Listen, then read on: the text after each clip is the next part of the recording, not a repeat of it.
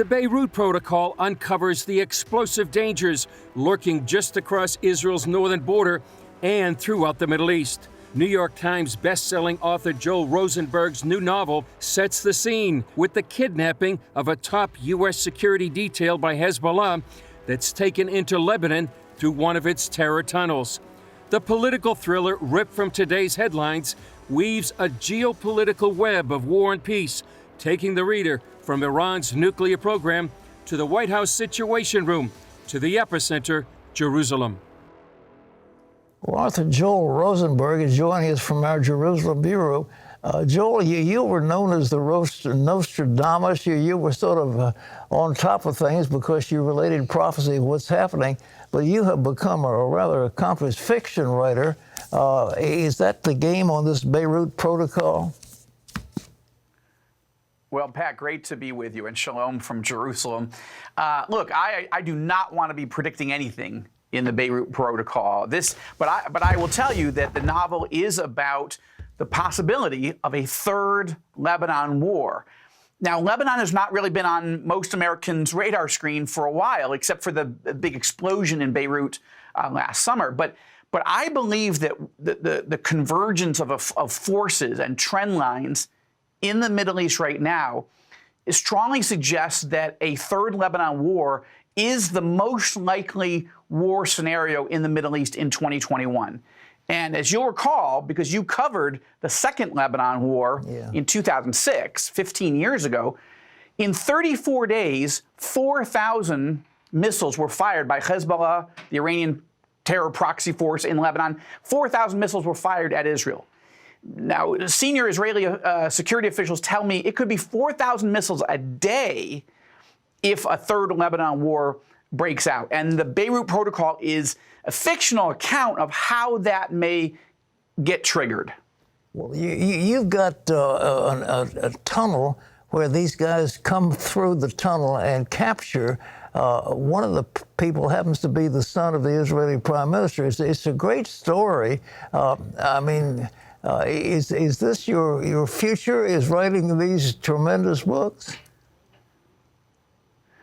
Well, look, one of the things about moving here, Pat, is that I've had 2 of my 4 sons have served now in the Israeli army. One was up on the Lebanon border. One is in special forces, just finishing. So it's interesting as a Jewish, evangelical, Israeli, American, to write plots about real-life potential dangers to Israel, to America, to our Arab allies.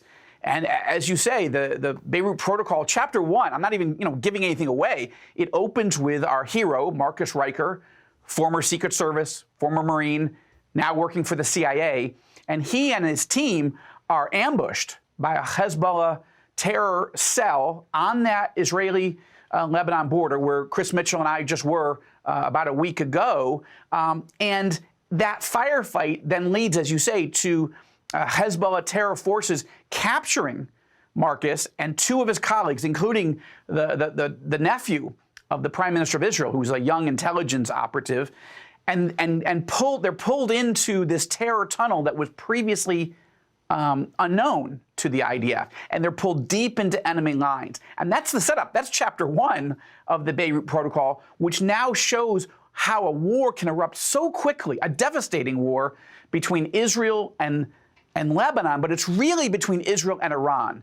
Because Iran, Pat, as you know, is using Hezbollah and southern Lebanon as a forward operating base to position 150,000 missiles aimed at Israel. This is a devastating scenario. Joel, when we were there the last time, they just were throwing rockets willy-nilly. Now they have targeted missiles that can hit targets on, command. And it's very, very dangerous. And so you're revealing something. Now, one of the things that were in this book that you kind of alluded to has to do with the rise of the Mahdi, the 12th Imam. Do you think those Iranians really believe that they're willing to sacrifice and have a bloodbath before he comes back?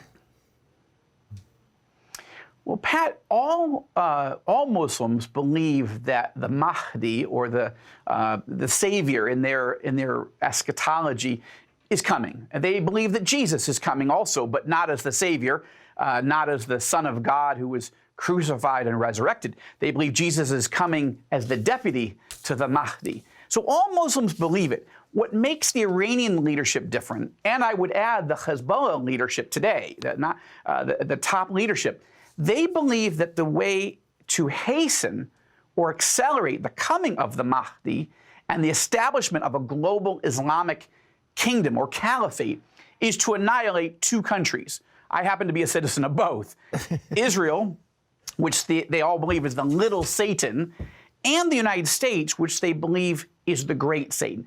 And that's why our fate, American security interest, is so fundamentally linked to Israel, because our worst enemies that are developing the worst weapons and have the most likely chance of creating a new war that would draw us in, they are driven by this apocalyptic, genocidal eschatology or end times theology. It's very dangerous, and I'm not convinced that President Biden and his team are understanding that the signals that they're sending to Iran, which I believe are signals of weakness, a desperation to get back into the Iran nuclear deal, are actually emboldening the terror masters in Tehran.